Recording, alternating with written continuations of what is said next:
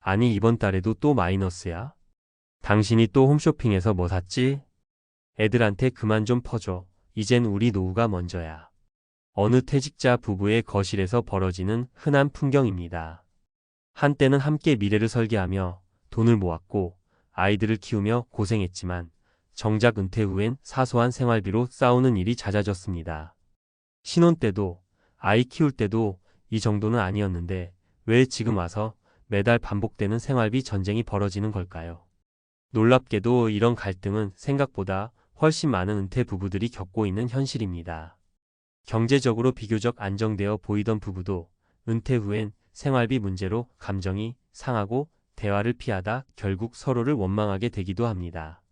나 때는 이 정도로도 잘 살았어. 아직도 그 생각이야? 세상이 바뀌었잖아. 문제는 단순히 돈의 액수가 아니라 돈을 쓰는 방식과 가치관의 차이입니다. 지금부터 은퇴 후 생활비 갈등이 왜 이렇게 흔한지, 어떻게 대비하고 풀어가야 할지 실제 사례 3가지와 함께 이야기해 보려 합니다. 은퇴 후 생활비 전쟁 왜 생길까? 가치관의 충돌. 은퇴 전에는 맞벌이거나 경제활동을 하며 각자의 영역이 있었지만 은퇴 후에는 모든 지출이 한 계좌로 모이고 사용하는 방식에서 충돌이 생깁니다. 생활비 구조의 불확실성. 연금, 임대소득, 자산 운용 등의 소득이 일정하지 않거나 줄어들면서 예측 가능한 소비가 어려워져 매달 갈등이 발생합니다. 기대와 현실의 차이. 은퇴 후 여유 있는 삶을 기대했지만 현실은 계획된 소비 없이는 위태로울 수 있다는 점이 부부 갈등의 근본 원인이 되기도 합니다. 사례 1. 남편은 연금, 나는 현실. 65세 박씨 부부의 갈등. 서울 송파구에 사는 박씨 65는 33년간 공무원 생활을 하고 퇴직해 매달 연금 260만 원을 받습니다. 그의 아내 윤씨 63는 전업주부로 연금이 없는 상태입니다. 문제는 박씨가 퇴직 이후에도 연금이면 충분하다며 큰 고민 없이 지출하는 데 있습니다. 매달 식사 모임, 골프, 친구들과의 여행 등으로 100만 원 이상을 쓰고 윤씨가 아끼자고 하면 나도 평생 일했잖아라고 맞받아칩니다. 윤씨는 반대로 식비, 공과금, 손주 용돈까지 일일이 계산해가며 지출을 조절하는 입장입니다. 결국 두 사람의 갈등은 누가 더 경제적 책임을 지고 있는가라는 감정 싸움으로 번지게 됐죠. 해결 포인트? 연금 생활도 가계부 작성이 기본입니다. 부부가 함께 매달 수입과 지출을 점검하고 고정 비공과 금식비와 변동 비침이 외식을 분리해 예산을 합의해야 감정의 충돌을 줄일 수 있습니다. 사례 2. 당신은 왜 그렇게 퍼줘? 60세 김씨 부부의 삼각 갈등. 경기도 평택에 사는 김씨 60는 남편과 함께 5억 원을 모아 은퇴했습니다. 부부는 월세 수입 60만 원과 국민연금 합산 210만 원으로 살아가고 있습니다. 문제는 자녀의 잦은 지원 요청입니다. 딸이 아이 낳고 육아휴직을 하면서 손주를 돌보러 다니고 사위가 일이 풀리지 않자 월세도 도와줬습니다.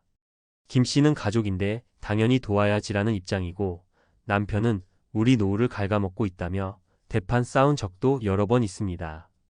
해결 포인트? 은퇴 후의 자녀 지원은 도움이어야지 의무가 되어선 안 됩니다. 부부가 합의한 지원 한도를 정하고 감정보다 계산된 배려를 택하는 것이 필요합니다. 무엇보다 자녀와의 관계에서도 우리의 상황을 솔직히 공유하는 것이 중요합니다. 사례 3. 나는 아껴 사는데 그는 유튜브로 산다. 62세 이씨 부부. 인천에 사는 이씨 부부는 퇴직금과 예금 3억 원으로 은퇴했지만 자산은 점점 줄고 있습니다. 이씨는 외식도 줄이고 옷도 할인품만 입지만 남편은 유튜브에서 본 건강식품, 골프 장비, 홈쇼핑에서 구매한 물건이 끊이지 않습니다. 심지어는 집에 이미 있는 것을 또 사기도 했고 당신은 왜 맨날 참기만 하냐며 타박을 듣기도 했습니다. 결국 이씨는 최근엔 남편 카드 내역을 몰래 모니터링하고 서로 대화를 피하는 상황까지 이르렀습니다. 해결 포인트? 소비 습관의 차이는 단순한 스타일 문제가 아닙니다. 부부간 생활비 회의를 월 1회 정기적으로 하며 서로의 소비 이유와 심리를 공유하는 시간이 꼭 필요합니다. 때론 유튜브 소비도 외로움의 표현일 수 있다는 점을 이해해야 비난 대신 대화가 가능합니다. 은퇴 부부의 돈 다툼 어떻게 풀어야 할까? 공동 생활비 계좌 운영. 수입이 들어오면 일정 금액은 공동생활비 계좌로 이체, 식비, 공과금 등 공통 지출에 사용하고 남은 돈은 각자 자율소비용으로 분리해둡니다. 이렇게 하면 생활비로 싸울 일이 줄어듭니다. 월 1회 가계부 공유회의. 서로 지출 내역을 공유하며 이야기하는 시간은 필수입니다. 누가 더 아끼는가를 따지기보다 이번 달은 어디서 무리했는지를 돌아보는 식으로 말입니다. 감정보다 숫자, 느낌보다 계획. 돈 문제는 감정으로 풀 수 없습니다. 불편하더라도 계획을 세우고 수치를 바탕으로 대화해야 책임 전가가 아닌 공동 문제 해결로 전환됩니다. 마무리하며 돈보다 무서운 건 침묵입니다. 은퇴 후의 삶은 경제적 여유보다 관계의 평화가 더 중요하다고 합니다. 생활비가 부족해도 함께 웃을 수 있다면 괜찮지만 생활비 때문에 서로를 탓하고 말문을 닫는다면 그건 진짜 위기입니다. 부부가 은퇴 후에도 생활의 동반자로 남기 위해선 돈에 대해 솔직히 말할 용기 그리고 함께 배우려는 태도가 필요합니다. 갈등은 누구나 겪지만 해결은 우리만이 할 수 있다는 사실. 이 글이 그런 첫걸음이 되기를 바랍니다. 전문가 시각에서 본 은퇴 후 생활비 갈등의 본질. 1.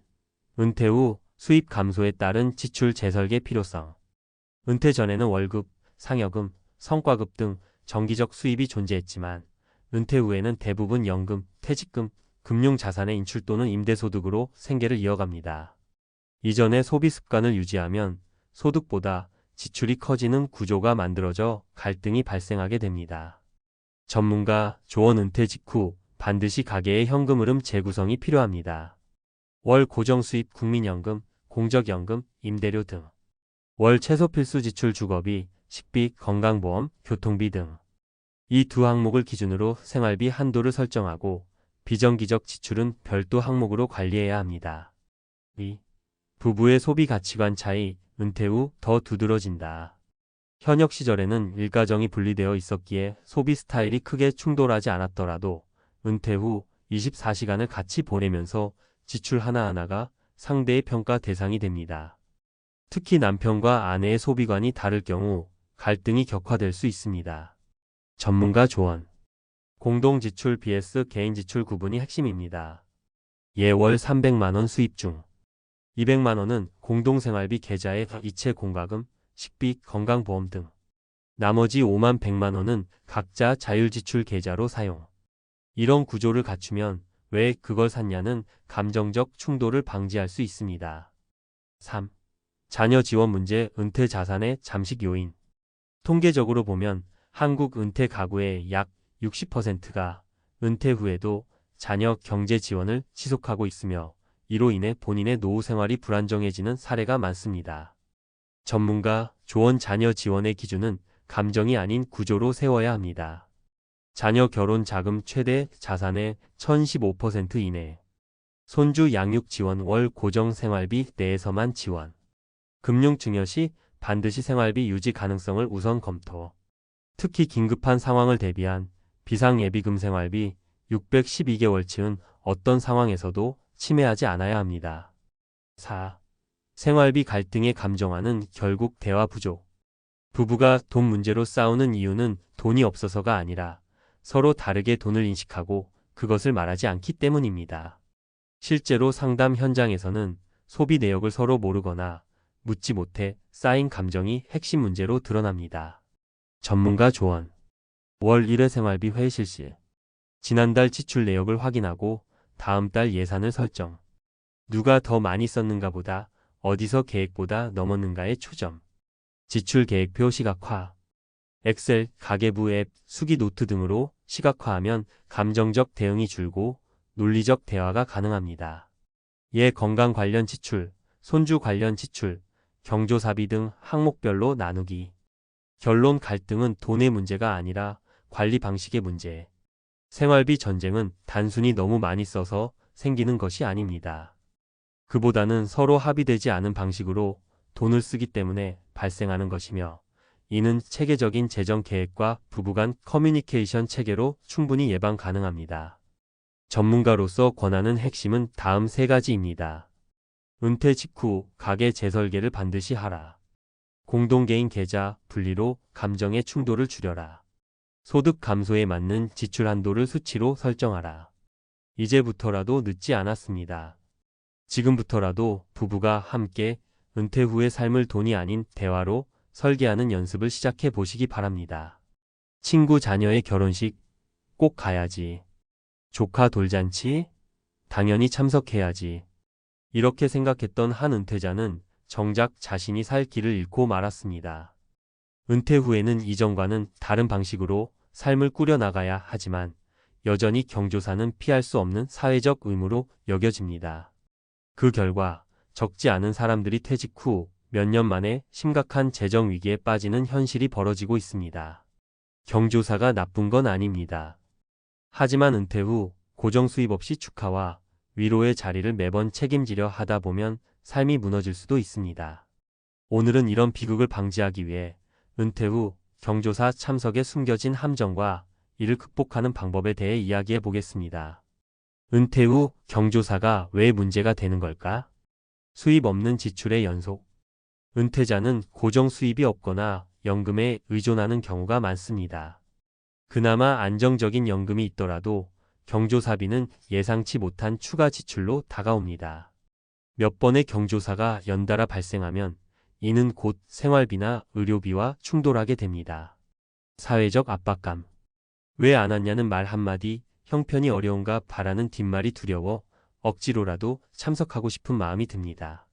은퇴 후에도 체면과 인간관계 유지 때문에 힘들어하는 사람들이 많습니다. 지출이 통제되지 않는다. 작은 금액이라도 자주 반복되면 큰 부담으로 다가옵니다. 돌잔치, 결혼식, 장례식 등 잦은 경조사 참석은 결국 한 달 예산을 쉽게 초과하게 만듭니다. 이는 은퇴 후 안정된 생활을 위협하는 주요 요인이 됩니다. 사례 1 축하할 일이 점점 고통으로 바뀌다. 50대 중반에 퇴직한 박 씨는 은퇴 후에도 회사 동료들과의 관계를 유지하기 위해 결혼식이나 돌잔치에 빠짐없이 참석했습니다. 그런데 6개월 후 박 씨는 통장에서 빠져나간 금액이 무려 300만 원에 달한다는 사실을 알게 되었습니다. 수입 없이 매달 연금 200만 원으로 살아가야 하는 상황에서 이런 지출은 재정적 압박을 크게 키웠습니다. 이후 그는 어쩔 수 없이 인간관계를 줄여야 했고 그 과정에서 친구들과의 관계도 소원해졌습니다. 교훈 은퇴 후에는 인간관계의 밀도를 재점검하고 꼭 필요한 관계와 경조사만 선택적으로 참석해야 한다는 점입니다. 사례 2 장례식 참석, 그리고 채무자의 길로. 60대 초반의 김 씨는 이웃과 친척들의 장례식에 성실히 참석하며 성의를 다했습니다. 문제는 장례식이 한 달에 3번씩 겹친 적도 있었다는 겁니다. 매번 10만 원씩 내다 보니 김 씨의 예비비는 점점 줄어들었고 결국 생활비를 충당하기 위해 신용카드로 대출까지 받게 되었습니다.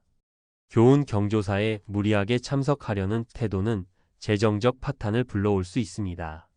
은퇴 후에는 자신의 경제 상황을 우선시해야 합니다. 사례 3 체면 때문에 놓친 안정된 삶. 은퇴 후에도 사회적 체면을 중시했던 최 씨는 동창 모임에서 항상 모범을 보이고 싶어 했습니다. 결혼식이든 장례식이든 참석해 넉넉한 축의금과 조의금을 내며 인간관계를 유지했습니다. 하지만 그런 태도는 결국 가정의 재정을 압박했고 최 씨는 가족과의 불화까지 겪게 되었습니다. 교훈 체면보다 중요한 건 자신의 안정된 삶입니다. 가족의 행복을 우선시하며 관계보다는 자신을 위한 경제적 선택을 해야 합니다. 은퇴 후 경조사 관리 방법. 참석 기준을 명확히 세우기. 경조사 참석 여부를 정할 때는 관계의 깊이와 경제 상황을 우선 고려해야 합니다. 친밀하지 않은 사람들의 행사에는 과감히 참석을 포기하세요. 예산을 정하고 지키기. 한 달 경조사비 한도를 정하고 그 이상 초과하지 않도록 철저히 관리하세요. 대안적 축하 방식 찾기. 직접 참석하지 못할 때는 전화를 하거나 작은 선물로 대신할 수 있습니다. 진정한 관계는 돈이 아니라 마음에서 비롯됩니다. 결론, 삶의 중심은 나에게 맞춰야 한다. 은퇴 후 삶은 수입 없이 지출을 관리하는 데 초점이 맞춰져야 합니다. 경조사는 아름다운 문화일 수 있지만 무리한 참석과 지출은 은퇴자의 삶을 위협할 수 있습니다. 나 자신과 가족의 행복을 위해 은퇴 후에는 적절한 거리 두기와 현명한 재정 관리가 필요합니다. 경조사를 피한다고 인간관계가 모두 사라지진 않습니다. 하지만 잘못된 선택은 당신의 삶을 무너뜨릴 수 있습니다. 경조사가 은퇴자의 삶을 망치는 이유와 현명한 대처법. 은퇴자의 현실 경조사는 선택이 아니라 필수가 된다. 은퇴 후 우리는 인생의 새로운 국면을 맞이합니다. 매일 출근하던 직장도 끊임없이 울리던 전화도 더 이상 없습니다. 그런데 은퇴 후에도 유일하게 지속되는 사회적 활동 중 하나가 바로 경조사입니다. 친구 자녀의 결혼식, 이웃의 장례식, 심지어 예전 직장 동료의 돌잔치까지. 이 모든 자리가 사회적 의무처럼 느껴지죠. 문제는 이런 경조사가 은퇴 후 우리의 삶에 생각보다 큰 부담으로 작용한다는 겁니다. 축의금과 조의금 같은 지출은 물론이고 체면을 지키려는 마음이 우리를 더 큰 재정적, 정서적 압박으로 몰아넣습니다. 은퇴 후 경조사가 주는 압박감, 그 숨겨진 진실. 재정적 부담 작지만 반복되는 지출의 함정. 경조사비는 큰 돈처럼 보이지 않을 수 있습니다. 한 번에 5만 원에서 10만 원 정도라면 이 정도는 괜찮겠지라고 생각하기 쉽죠. 하지만 그 금액이 매달 혹은 몇 주 간격으로 반복된다면 상황은 달라집니다. 은퇴자는 이미 고정 수입이 없거나 연금에 의존하는 경우가 많습니다. 이런 상황에서 잦은 경조사는 예상치 못한 재정 위기를 불러올 수 있습니다. 사회적 체면의 압박. 우리 사회에서 경조사에 참석하지 않으면 왜 안 왔냐는 말이나 저 사람은 왜 이렇게 소홀하냐는 뒷말이 따라오기 쉽습니다. 이런 압박은 특히 은퇴자들에게 더 크게 다가옵니다. 은퇴 후 사회적 지위가 불분명해지면서 경조사가 인간관계를 유지하는 중요한 도구처럼 느껴지기 때문이죠. 하지만 이런 체면을 유지하려다 보면 본인의 삶은 뒷전으로 밀려나기 쉽습니다. 정서적 부담과 소외감. 경조사 참석을 포기했을 때 찾아오는 소외감도 무시할 수 없습니다. 친구나 이웃들이 모인 자리에서 빠지면 그들과의 관계가 멀어지는 것 같은 두려움이 생기죠. 하지만 정작 경조사 참석을 유지하려다 보면 오히려 재정적 스트레스와 가족과의 갈등이 생기면서 더 큰 문제로 이어질 수 있습니다. 사례 1 체면 때문에 무너진 노후 재정. 김씨욱 12세는 은퇴 후에도 예전 직장 동료들과의 관계를 소중히 여기며 경조사에 성실히 참석했습니다. 결혼식, 장례식, 돌잔치까지 빠짐없이 축의금과 조의금을 챙겼죠. 하지만 1년이 지나자 그의 통장 잔고는 바닥을 드러냈습니다. 매달 50만 원씩 축의금과 조의금으로 지출하다 보니 연금으로 생활비를 충당할 여력이 없어진 겁니다. 결국 김 씨는 대출을 받아 생활비를 충당해야 했고 은퇴 후 평화롭던 일상이 재정난으로 흔들리기 시작했습니다. 전문가의 조언. 경조사 참석 여부를 정할 때는 반드시 자신의 재정 상황을 우선으로 고려해야 합니다. 적은 금액이라도 꾸준히 지출되면 은퇴자의 삶에는 치명적인 영향을 미칠 수 있습니다. 사례 2 경조사비로 인해 가족과 멀어진 은퇴자. 박씨욱 15세는 이웃과 친척들의 경조사에 적극적으로 참석하며 사회적 관계를 유지했습니다. 하지만 늘어나는 경조사비 지출로 인해 아내와의 갈등이 커졌습니다. 꼭 가야 할 자리인가? 우리가 그럴 여유가 있나? 라는 아내의 말에 박 씨는 체면이 달린 문제야 라며 무조건 참석했습니다. 결국 아내는 박 씨의 경조사 참석을 더 이상 용납하지 못했고 부부는 사이가 틀어졌습니다. 전문가의 조언. 경조사 참석 여부를 결정할 때는 가족과의 상의가 필수적입니다. 가족의 행복이 최우선이라는 사실을 기억하세요. 사례 3 소외감을 이겨낸 현명한 선택. 최씨 63세는 은퇴 후 경조사 참석을 최소화하기로 결정했습니다. 대신 참석하지 못하는 경조사에는 손편지와 작은 선물을 보냈습니다. 처음엔 주변에서 왜 안 왔냐는 말이 많았지만 진심이 담긴 손편지와 선물이 사람들에게 더 큰 감동을 주면서 관계는 오히려 더 돈독해졌습니다. 전문가의 조언. 경조사는 반드시 참석해야만 인간관계를 유지할 수 있는 것이 아닙니다. 마음이 담긴 대체 방식을 찾는 것도 좋은 방법입니다. 경조사 문제를 해결하는 3가지 실질적인 방법. 경조사 참석 기준 세우기. 모든 경조사에 참석할 필요는 없습니다. 가까운 가족이나 꼭 필요한 인간관계 중심으로 기준을 세우세요. 경조사비 예산 정하기. 매달 경조사비로 사용할 금액을 정하고 그 한도를 절대 초과하지 마세요. 예산을 초과할 경우 대체 방식을 활용하세요. 대체 방식을 적극 활용하기. 직접 참석하지 않더라도 작은 선물이나 진심 어린 메시지를 전달해 마음을 전하세요. 관계를 유지하는데 참석 자체보다 진심이 더 중요합니다. 결론 은퇴 후 삶의 우선순위를 재정비하라. 은퇴 후에는 무엇보다 자신의 삶과 가족의 행복을 우선시해야 합니다. 경조사는 중요한 사회적 활동이지만 무리한 참석과 과도한 지출은 오히려 당신의 삶을 망칠 수 있습니다. 경조사를 현명하게 관리하고 필요한 자리와 그렇지 않은 자리를 구분하세요. 결국 은퇴 후 진정으로 중요한 것은 안정된 삶과 소중한 인간관계를 지켜나가는 겁니다. 이제는 체면과 의무감에서 벗어나 스스로의 행복을 선택할 때입니다. 안녕하세요, 여러분. 살다 보면 누구나 한 번쯤은 나중에 연금으로 먹고 살 수 있을까? 하고 고민해 보게 되잖아요. 저도 얼마 전까지는 별 생각 없이 난 회사 오래 다녔으니 뭐 어떻게든 되겠지라고 막연하게 믿고 있었습니다. 그런데 막상 퇴직해보고 나니 특히나 첫 연금을 받아본 순간 와 진짜 머리가 띵하더라고요. 이 돈으로 앞으로 어떻게 살아야 하지? 라는 생각이 먼저 들었습니다. 실제로 제 주변에서도 은퇴 후 한 달, 길게는 2달 정도 지나면 본격적으로 현실이 확 다가온다고 하는데요. 그 은퇴 후 25일 차에 받는 첫 연금이란 아마 대부분의 사람들에게 충격과 공포 그 자체가 아닐까 싶어요. 오늘은 제가 느꼈던 이 충격적인 경험을 시작으로 은퇴 이후의 삶과 연금에 대한 이야기를 해보려고 해요. 특히 58세 대기업 과장 퇴직 25일 첫 연금 액수에 충격받은 이유라는 제목이 괜히 생긴 게 아니니까요. 물론 사람마다 상황은 제각각이겠지만 대체로 공감하실 만한 사례들을 몇 가지 말씀드리면서 도대체 왜 사람들이 은퇴 후 연금에 대해 당황하고 어떻게 대비하면 좋을지 같이 고민해보면 어떨까 합니다. 1. 첫 달 연금 받고 식겁한 이 대기업 과장 김 씨 이야기. 첫 번째 사례는 제가 아는 김 과장 이야기를 해볼게요. 김 과장은 정말 평범하게 직장 생활을 해왔습니다. 근속 연수도 꽤 길었고 직급도 과장이니 어느 정도 괜찮게 벌었을 거라 생각하시겠죠? 문제는 대부분의 직장인처럼 김 과장도 직장 생활 중에는 퇴근 후 체력 바닥나고 주말엔 가족들 챙기느라 정신이 없었대요. 그래서 노후 준비라고 할 만한 건 조금 부족했습니다.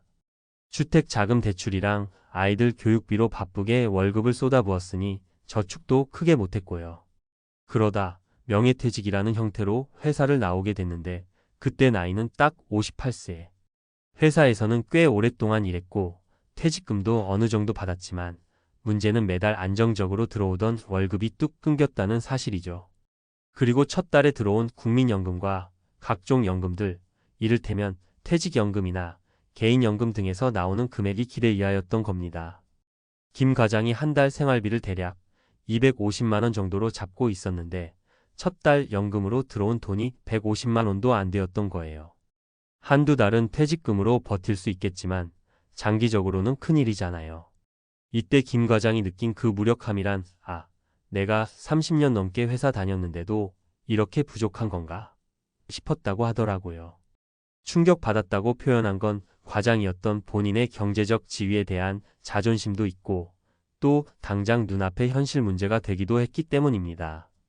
특히 대기업 과장 정도면 월급이 꽤 넉넉했을 텐데 연금으로 들어오는 돈은 3분의 1도 안 되니까요. 게다가 나이는 58세.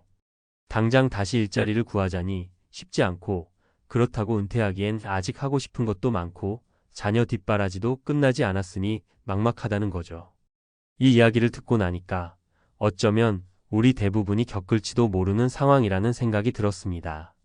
김 과장은 회사에서의 연봉 수준이나 삶의 질이 갑자기 훅 떨어지면서 현실감을 크게 느낀 케이스였습니다.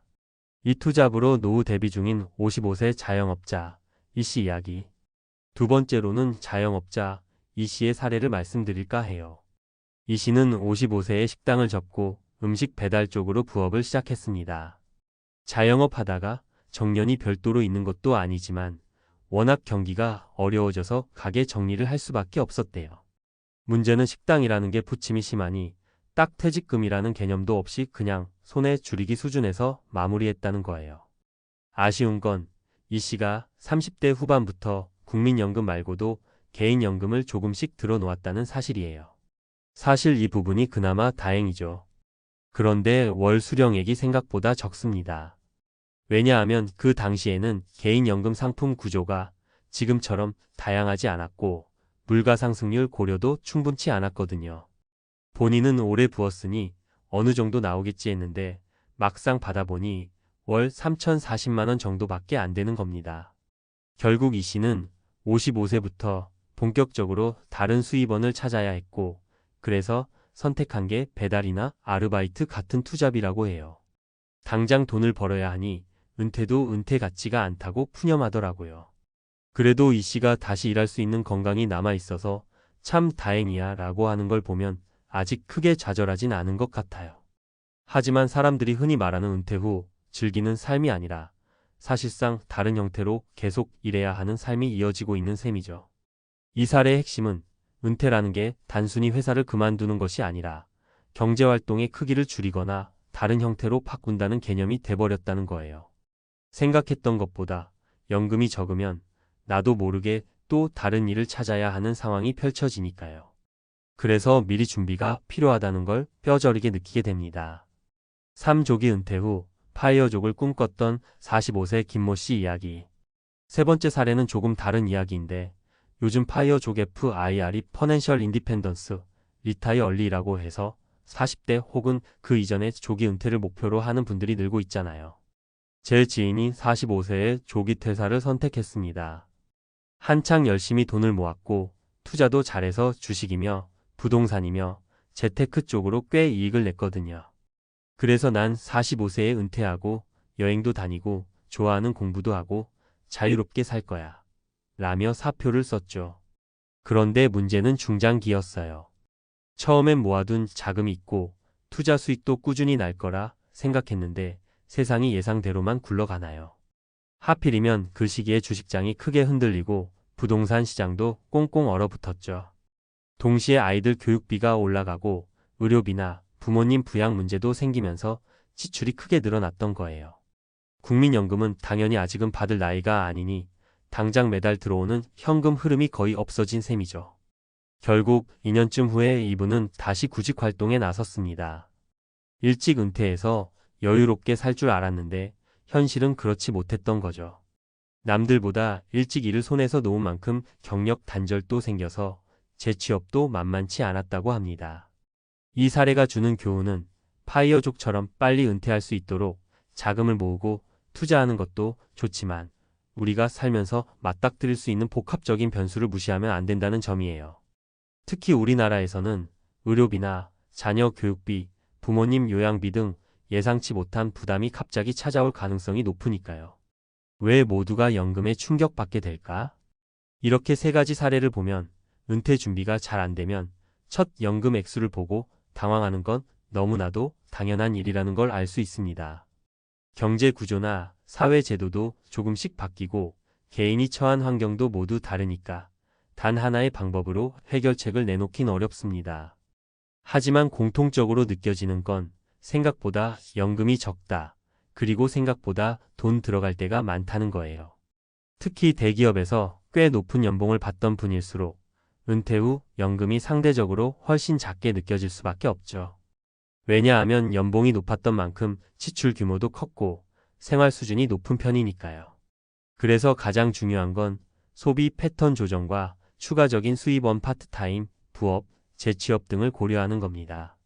또 파이어족이 되고 싶다고 해도 주식이나 부동산 같은 투자로 영원히 안정적인 수익을 낼 수 있다는 보장은 없잖아요. 게다가 우리가 예상치 못한 사고나 질병, 가족 문제 등의 변수가 생기면 그때 필요한 돈이 꽤 큽니다. 그러니 너무 낙관적으로만 보는 것도 위험하고 너무 비관적으로만 보는 것도 우리가 앞으로 살아갈 날들이 너무 길고 지루해질 수 있으니 균형감이 필요해요. 그럼 어떻게 대비해야 할까? 연금 점검. 국민연금만 믿고 있진 않은지 혹은 개인연금이 있다면 지금까지 얼마나 부었고 나중에 얼마나 받을 수 있는지 아주 구체적으로 계산해 보는 게 좋아요. 막연히 한 달에 몇십만 원 나오겠지 하고 넘길 일이 아니에요. 실제 숫자를 확인해야 머릿속에서 현실적인 계획이 서거든요. 지출 구조 파악. 은퇴 후에도 고정비, 예를 들어 주거비나 보험료, 각종 공과금, 그리고 예상치 못한 의료비나 가족 행사 등이 있을 수 있잖아요. 그걸 미리 파악해두고 불필요한 소비를 줄일 수 있는 부분이 무엇인지 고민해보면 좋습니다. 아무리 연금이 적더라도 지출을 줄이면 조금이나마 숨통이 트이니까요. 추가 소득 마련. 은퇴 후에 전혀 일을 안 하겠다면 그만큼 모아둔 돈을 더 많이 갖고 있어야 해요. 그게 아니라면 내 건강이 허락하는 한 가벼운 형태로든 파트타임이든 뭔가 수입이 들어오는 일을 하는 게 훨씬 안전합니다.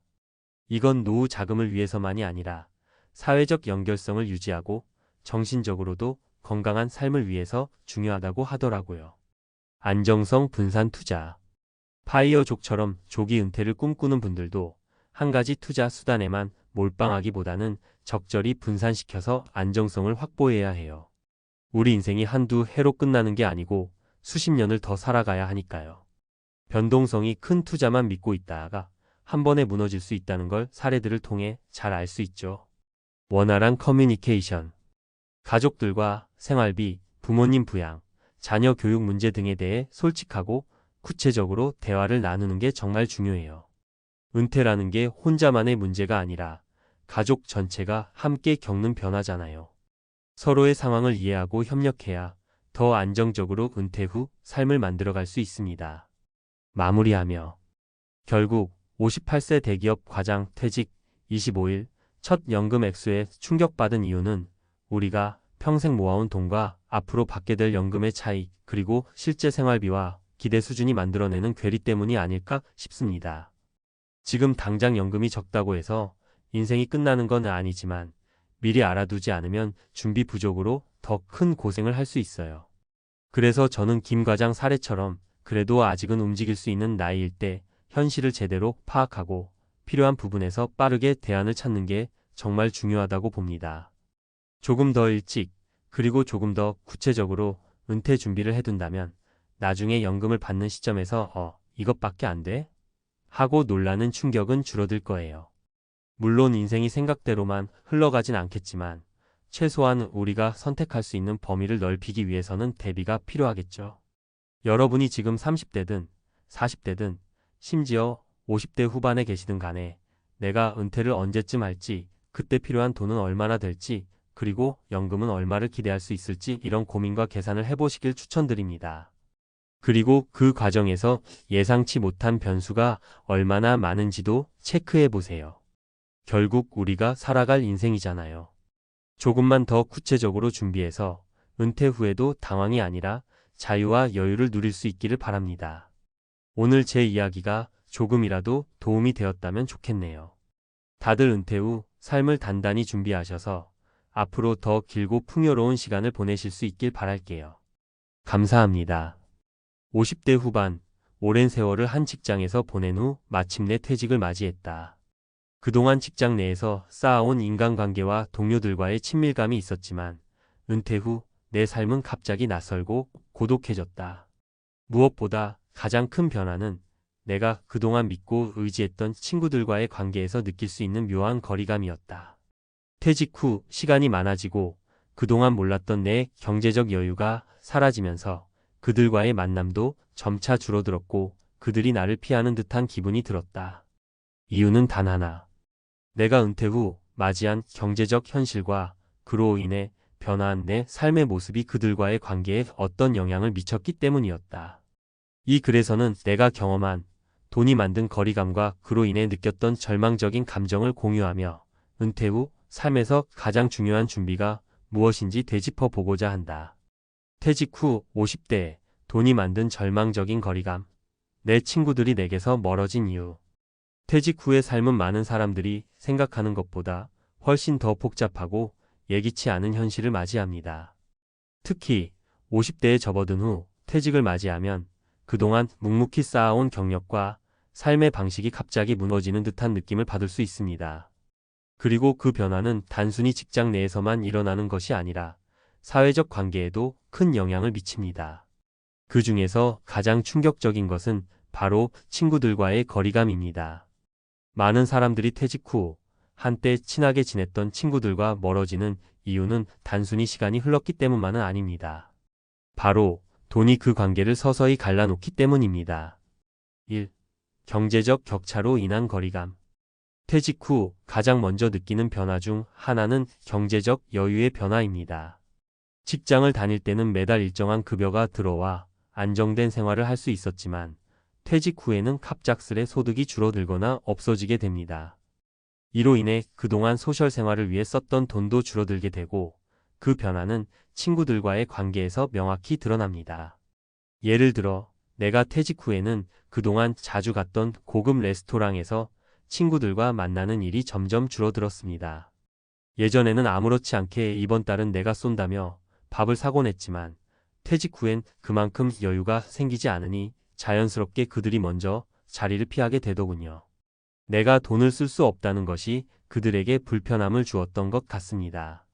물론 친구들은 그냥 와라, 상관없어라고 말했지만 내가 그 상황을 자주 반복하면서 점차 서로 어색해지기 시작했습니다. 경제적 여유가 줄어들면서 그들이 내게 느끼는 이미지도 조금씩 변해간 것 같았습니다. 2. 삶의 변화에 대한 이해 부족.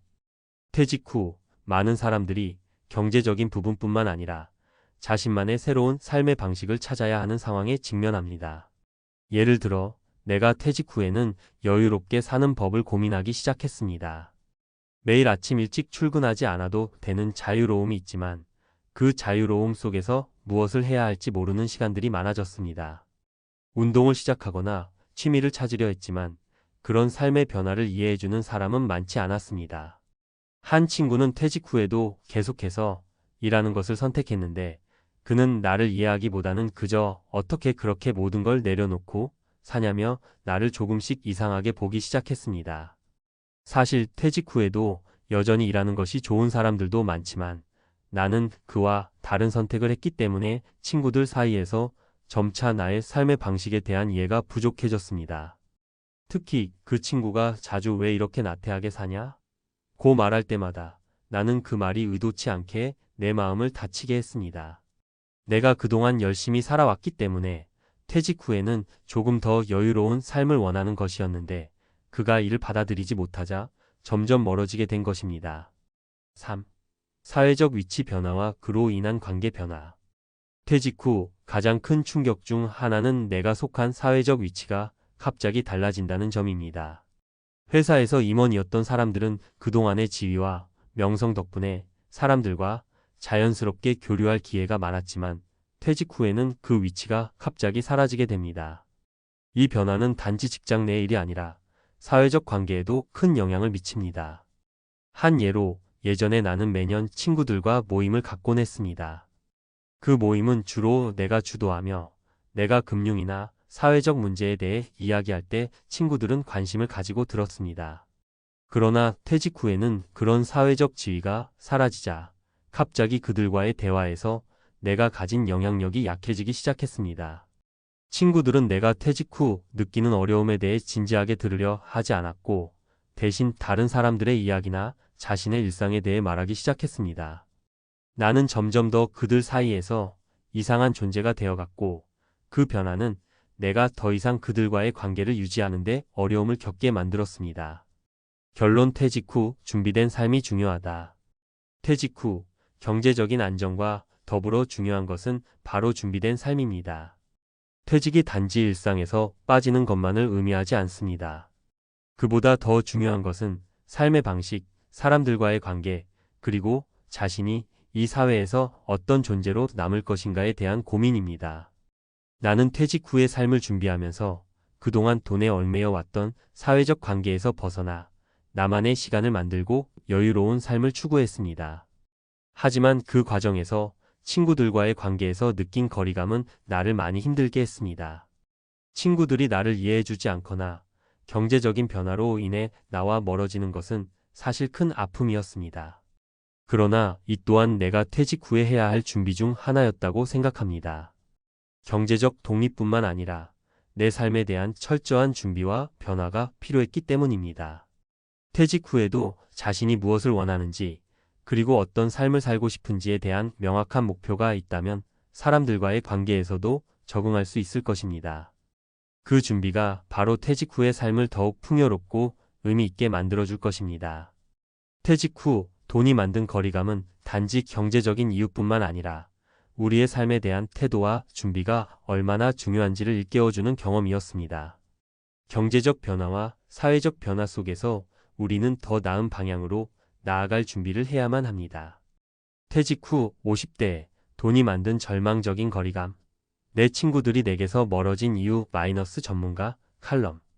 퇴직 후의 삶은 많은 사람들이 예상치 못한 갈등과 고독을 경험하는 시기입니다. 그동안 직장에서 많은 시간을 보내며 친구들이나 동료들과 긴밀한 관계를 맺어왔지만 퇴직을 하게 되면 그 관계가 달라지는 경우가 많습니다. 그 중에서도 가장 큰 이유는 돈입니다. 경제적인 변화는 단순히 생활의 어려움을 넘어 인간관계의 골을 깊게 만들 수 있습니다. 이 칼럼에서는 퇴직 후 돈이 어떻게 친구들과의 관계에 영향을 미치는지, 그리고 그로 인한 비참한 거리감에 대해 전문가의 관점에서 풀어보겠습니다. 1. 퇴직 후 경제적 변화, 친구들 간의 위태로운 균형. 퇴직 후 경제적 변화는 대부분 예기치 못한 방식으로 다가옵니다. 오랜 시간 직장에서 안정적인 급여를 받으며 살아온 사람들은 퇴직 후 갑자기 수입이 줄어들게 됩니다. 그리고 이 변화는 단순히 개인적인 문제에 그치지 않고 가족, 친구들과의 관계에도 영향을 미칩니다. 퇴직 후 소득이 감소하면 자주 모임을 갖거나 외식을 하는 것이 부담스러워집니다. 예전처럼 친구들에게 밥을 사거나 주말마다 여행을 가는 일도 점점 어려워집니다. 예를 들어 내가 퇴직 후 느꼈던 경제적 변화를 떠올려 봅니다. 직장에 다닐 때는 친구들과의 만남에 돈을 아끼지 않았습니다. 주말마다 친구들과 고급 레스토랑에서 맛있는 음식을 먹거나 여행을 떠나는 것이 일상이었죠. 하지만 퇴직 후 경제적 여유가 줄어들자 친구들과의 만남이 점차 줄어들었습니다. 나는 친구들에게 이번에는 내가 사겠다는 말을 쉽게 꺼낼 수 없었고 자연스럽게 그들도 나와의 만남을 피하는 듯한 느낌을 받았습니다. 그들은 내 상황을 이해하려고 했지만 그 말 속에는 어쩔 수 없는 경제적 거리감이 담겨 있었습니다. 이와 같은 변화는 누구에게나 일어날 수 있습니다.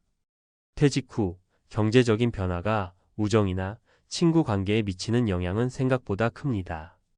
단지 돈을 쓸 수 없다는 이유로 사람들과의 거리가 생기고 그로 인해 친구들 사이에서 멀어지는 느낌을 받는다는 것은 퇴직 후 많은 사람들이 공감할 수 있는 문제입니다. 2. 나의 삶의 변화에 대한 이해 부족. 퇴직 후 경제적 변화뿐만 아니라 개인적인 삶의 변화도 큰 영향을 미칩니다. 퇴직 후 많은 사람들이 새로운 생활 방식을 찾기 위해 노력합니다. 그동안 바쁘게 살아온 일상이 갑자기 멈추고 이제는 새로운 취미를 찾거나 운동을 시작하는 등 자신만의 여유로운 삶을 즐기고자 합니다. 하지만 이런 변화를 친구들이 이해하는 것은 쉽지 않습니다. 내가 퇴직 후 경험했던 것 중 하나는 바로 친구들이 내가 왜 그렇게 쉬고만 있느냐는 식으로 나를 바라본 것이었습니다. 나는 퇴직 후 시간적 여유가 생겼고 그 여유를 활용해 새로운 취미를 찾거나 운동을 시작하거나 아침에 일찍 일어나 책을 읽는 등 나만의 생활 방식을 만들어갔습니다. 하지만 일부 친구들은 나를 보고 왜 이렇게 놀고만 있냐? 거나 아직 젊은데 왜 일을 안 하냐? 는 식의 말을 하곤 했습니다. 물론 그런 말들이 나를 향한 걱정에서 나온 것일 수 있지만 그들의 말은 나에게 큰 스트레스를 주었고 점차 친구들과의 만남도 줄어들었습니다. 이처럼 퇴직 후 자신만의 삶을 꾸려나가는 것이 친구들 사이에서 불편하게 여겨질 수 있습니다. 특히 퇴직 후 편안한 삶을 추구하는 사람들에게는 게으르다는 평가를 받을 수 있다는 점에서 관계가 어색해지는 경우가 많습니다. 친구들은 여전히 일하고 바쁘게 살아가는데 나만 여유롭게 살아간다면 그들의 눈에 나는 마치 비정상적인 존재가 되어버릴 수 있다는 사실을 깨닫게 되었습니다. 3. 사회적 위치의 변화와 갈라지는 인간관계.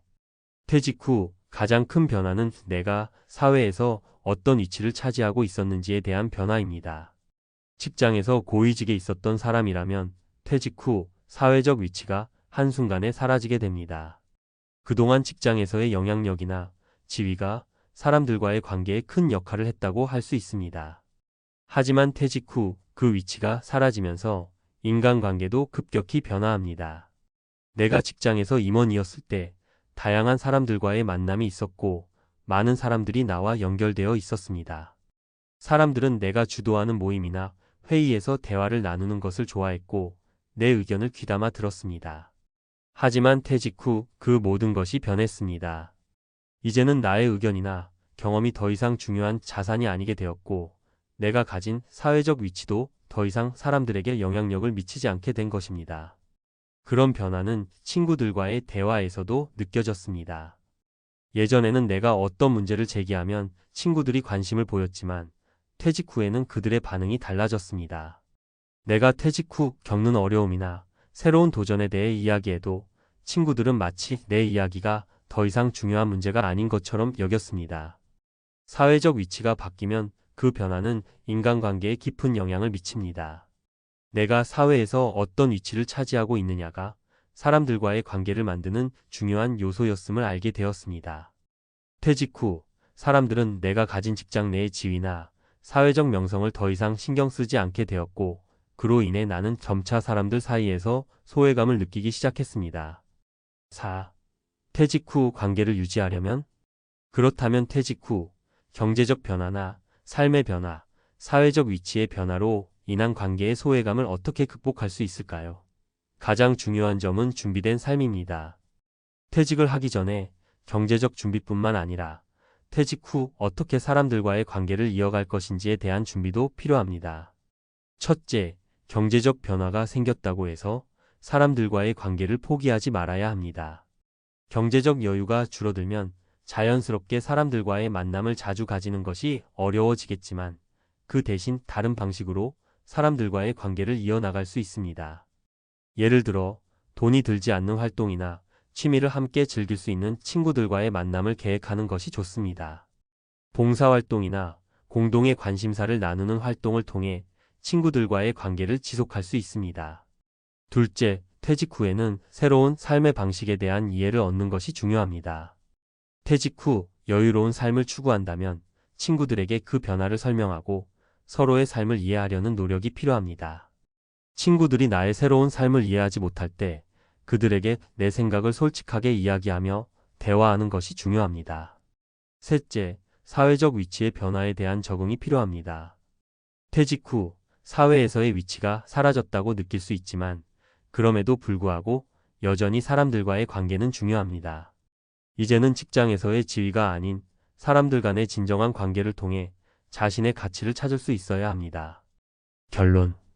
퇴직 후의 삶에서 경제적 변화와 사람들과의 관계 변화는 큰 도전이 될 수 있습니다. 하지만 이러한 변화가 단지 부정적인 측면만 있는 것은 아닙니다. 오히려 이를 잘 관리하고 준비한다면 퇴직 후에도 풍요롭고 의미 있는 삶을 살 수 있습니다. 친구들과의 관계가 멀어지는 것을 막기 위해서는 경제적인 여유와 삶의 변화를 받아들이고 이를 토대로 새로운 관계를 만들어가는 것이 중요합니다. 퇴직 후 돈이 만든 거리감을 극복하고 사람들과의 진정한 관계를 유지하는 것, 그게 바로 퇴직 후 삶의 핵심이 될 것입니다.